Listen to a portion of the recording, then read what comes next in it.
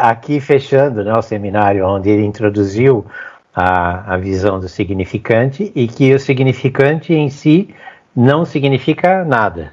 Sim. Então, ele está só trazendo um exemplo, dizendo assim, o Sr. Jones, né, que era um discípulo, ele fala do anãozinho, porque ele era muito baixinho, né, era um discípulo de Freud, que escreveu, inclusive, uma das biografias do Freud mais famosas. Né? Na visão do Lacan, cheio de mentiras, Ele fala assim, nunca leiam essa biografia, porque não vale absolutamente nada, né? E ele diz que o Jones está, num outro livro, ele não cita o nome, mas falando exatamente de que há um anel, então um anel tem o significado do casamento, veja, para o Jones, diferente, né? Ele fala assim, o Jones foi um dos grandes discípulos do Freud que não entendeu nada do que o Freud trouxe. Né? Para o Lacan, claro, o Lacan descendo a lenha, né?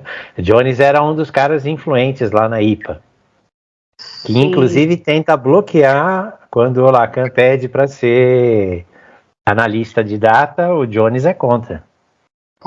Então ele lê a obra do cara e desce a lenha no cara, não tem?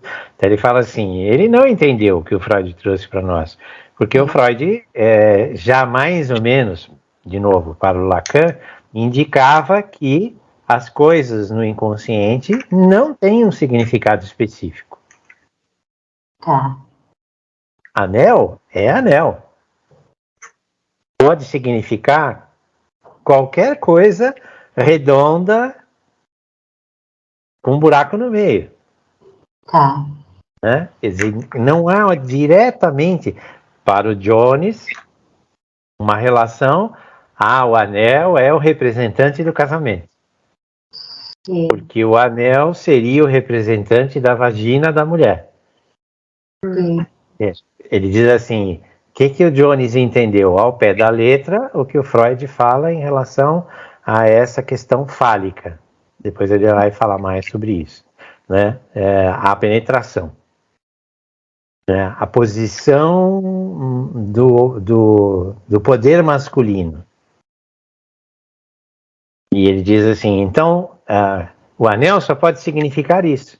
Aí ele traz esse conto, né, do Balzac mais moderno, né, e de outros mais antigos, dizendo assim, o camarada está lá sonhando, né, que está pondo o dedo num anel e, na verdade, ele está pondo o dedo na vagina da mulher dele.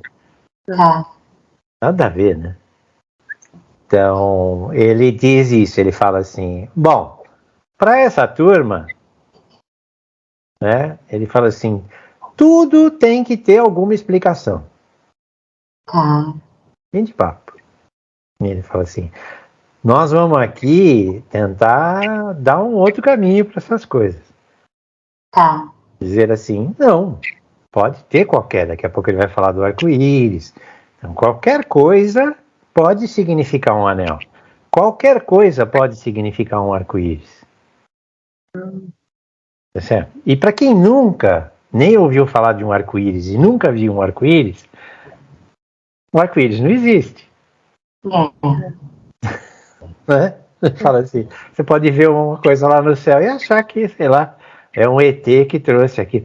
Ele fala assim, por que é que o anel tem que ser o significado do casamento?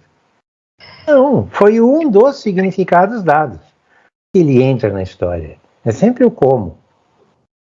Como é que o cenário se desenvolve? Como é que as relações estão colocadas aí? E você, dentro dessas relações, como é? Então, ele fala assim, não tem um significado fixo. Né? No entanto, todo mundo, porque na hora que ele fala do significante, o significante não significa nada, os caras lá arrepiam os cabelos, né? E aí ele está dizendo assim, porque vocês estão muito habituados a escutar os pós-freudianos.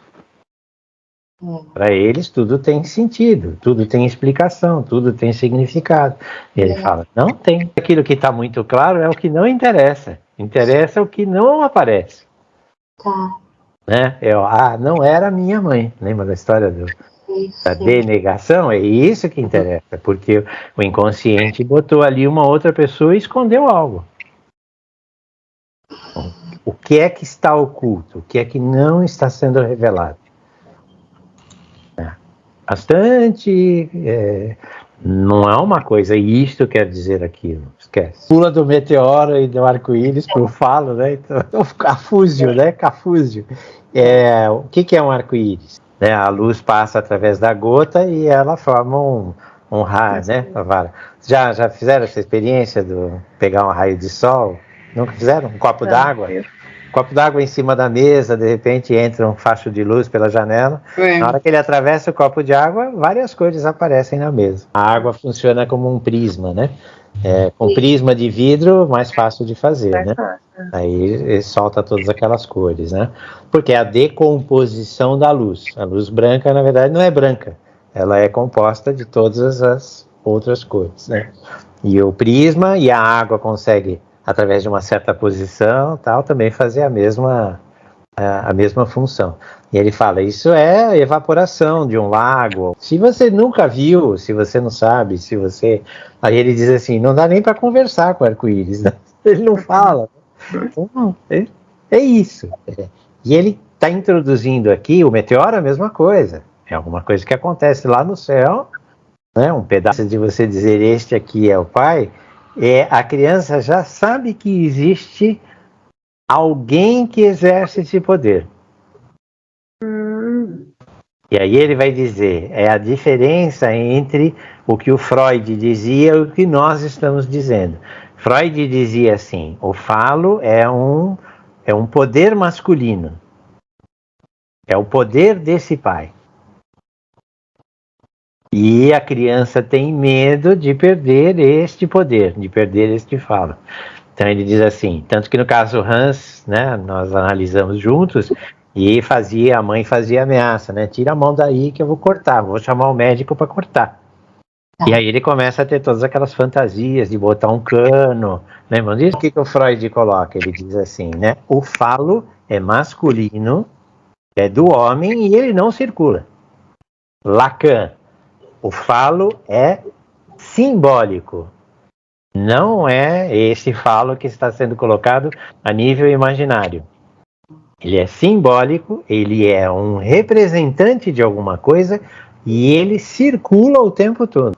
E a turma ainda diz assim, Lacan é igual a Freud. Imaginário? Temos, sem dúvida. A imagem do pênis masculino como a imagem de poder é cultuado há, sei lá, milhões de anos. Em culturas muito, muito, muito antigas, onde, né, a imagem do pênis ereto é uma imagem de poder, fim de papo. Imagem. Aí o que o Lacan vai dizer? Além desta imagem, deste imaginário, existe um simbólico. O que é que este pênis ereto significa? A simbolização do poder. E o que é que nós buscamos desde que nascemos? Poder, o tempo todo. Não há outra coisa que nós buscamos. Então ele diz assim, nós todos somos fálicos. Não importa se é mulher, se é homem, se é criança, se é velho. Pisa no pé de alguém, o que acontece?